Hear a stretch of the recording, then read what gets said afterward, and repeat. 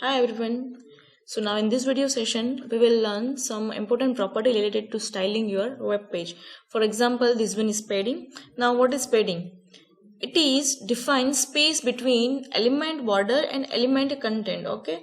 For example, if I am using over here, you can see that if I am using h4 tag, h4 heading tag, okay, then padding is set as 10 pixel. Now what does it mean? Whatever I will write in my header tag, there is a space of 10 pixel between my content. That it means whatever my heading is and between content and my border. Okay, so padding, it can be set it like a top, right, bottom or left. Okay, you can set its value according to your choice. For example, like this, if you want padding only top side, either right side, either bottom or left.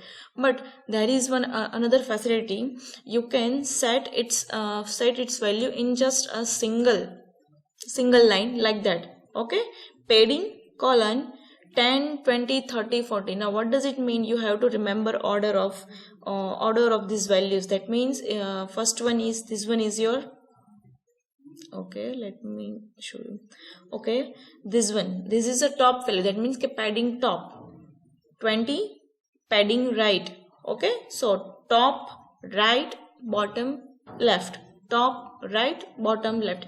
You have to remember it. And there are other property also that we can shorten a property, okay, in this same manner. So just remember this: top, right, bottom, left, top, right, bottom, left. Now after that, border property allow you to specify the style and color of an element's border. Okay, so I already in my previous session I have used this. Okay, so you can set border style. Likewise, what kind of border you want, it is solid type, dotted or double. Okay, now border width, this property will set width of your border. After that, border color. Okay, now just like previous one, you can set it in just a single line also. Okay, like this. If you want it just only top border, then also you can set this like border top, border right, border left. Okay, you can set individual border also. You can set style for individual border also. Now CSS margin, it is a property that defines space around elements. Now just have clear difference between what is margin and padding. Padding it is a space between element content and element border. Okay, now margin is what refers to space around the element, not inside. It is not related to content, but it is outside the element. There should be some space outside the element. Okay, so over here it is set as h4 margin 10 pixel. Now just like padding, you can set border in top side, right side, bottom and left side, likewise. Okay, and also you can shorten this property as you can do this in padding. After that, list. Okay, list property allow you to you have already used list in HTML tag. Okay, ordered list, unordered list. Now you can make over this list also. So for that purpose you have to list property. Now this list property, it will allow you to different list item markers for ordered and unordered list. Also you can set image as a list item marker, and also you can set position of the marker. So first of all, CSS list style type. Okay, so this is UL tag. Now for UL tag, you can set style type as a circle, disk, square, Armenian. This is also another style, that is CJK, ideographic.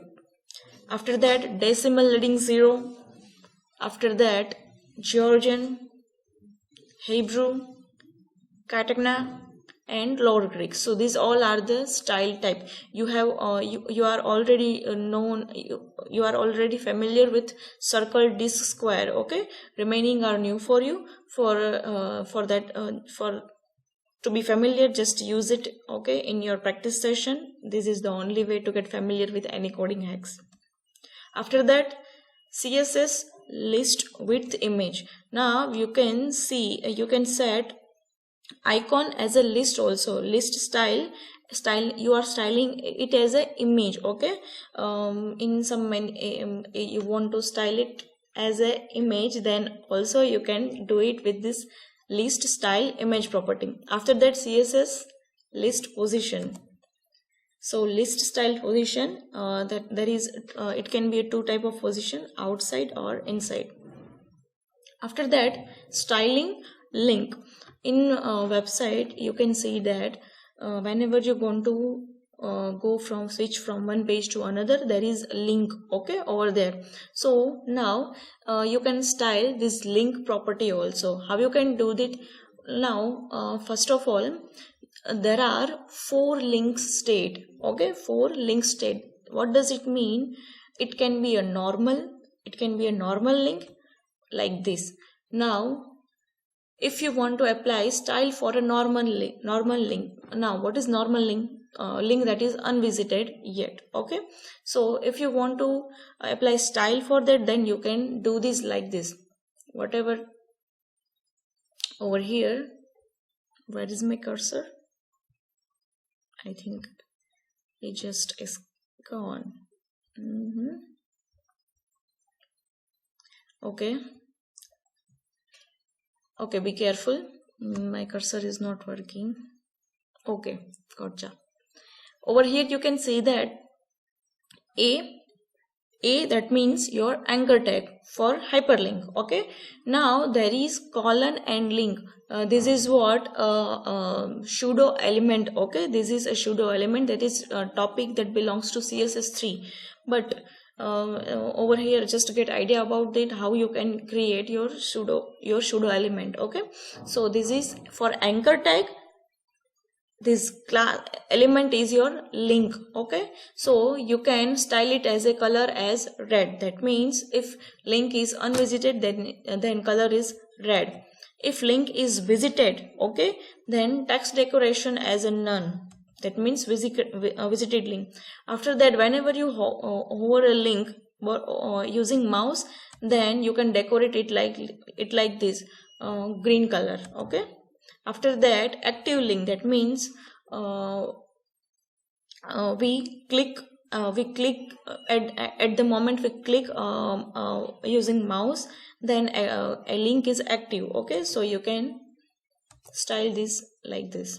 Now CSS positioning, absolute positioning. Now there are actually 3 positioning: absolute, fixed, and relative. Now position is referred to whenever you write elements in your HTML page, okay. So by default nature is whatever you write in order, it will be executed, okay. But CSS provide you a facility, so you can position your element, okay. At where you want to put your element in your web page, you can set it. So first one is a absolute positioning. It let you define the exact pixel value where the specific HTML element will be appear. A point of origin is top left of the browser's viewable area, so be sure you are measuring from that point. For example, whatever screen you are seeing now, it is my web page, okay. It is my web page. Now if I don't apply any CSS positioning over there in my HTML code, then my HTML tag will be start from here, okay. But if I want to set it from over here, over here I want my image, over here I want my div tag, okay. So these things will you can get it using absolute positioning. So this is example of for h1 tag. For h1 tag, I have set position as absolute. That means I have to set position where I want to put it, this particular HTML element. After that, relative positioning. Now what does it mean? It changes the position of HTML element relative to where it normally appears. Okay, so position is relative, left 50, top 100. Now what does it mean? For example, there is one h1 tag. Okay, let's say h4 tag. Okay, and we have not applied any position for that. After h4 there is h1 tag, and I have set property as relative. Okay, so it will be relative to the previous one. That means for h4, after h4 there is from that point it will calculate left 50 pixel and top 100 pixel. After that, fixed position. It is relative to the browser's window in fixed position. Element will be in the same space even we scroll the screen. Now, CSS layers. These things will allow you to control item. It will appear on top with the use of layers.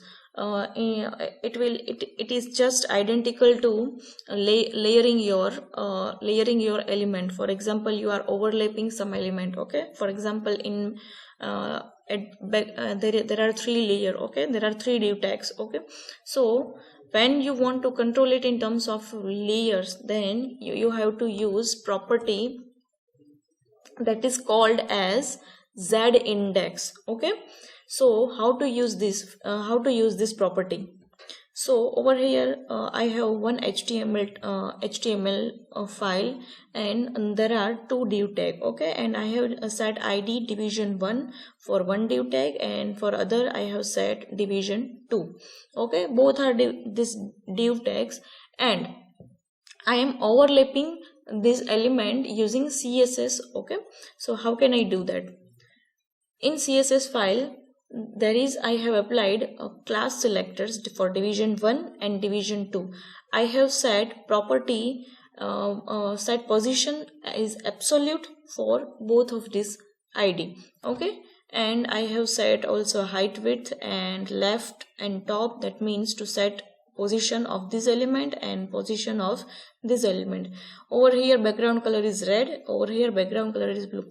Now see these properties: Z index set as 5, Z index set as 2. Now what will happen? Whatever property has largest value, higher the priority the element will have. That means larger value gets it will be overlapped. It will have priority. For example, like this. Okay, you can see that this red one has higher value. That means it will get priority. If you just change it by as the 1, then it will get higher value. Okay, and you are not able to see this portion because it has lower value and its height and width is lower than this. That means it will be totally covered by this division 2. After that, CSS float property. It defined that element should be taken out of normal flow of document and placed along left or right side of containing box. That means generally whenever you put element inside your HTML file and you see output, you can get it in. Now text and inline element will then wrap around this element. So for example, this is your HTML code. Okay, in this just like previous one, there are 2 div tag with different ID, division1, division2, and content is ABC context, XYZ context. Now what I want to do is I just applied some CSS format, background color with red. Now over here division1, floating is left. Okay, width is 40%, background color is blue, floating to right side, and width is 40%. So output will be it should be like this. Okay, you can see that this one is your division2. Okay, this one is your division1, and you have set property float to left side. That means you are getting it left side. Till now we have just learned margin, padding, positioning, floating, and you can style your list using various CSS property. Okay, I hope you understood it and just practice it.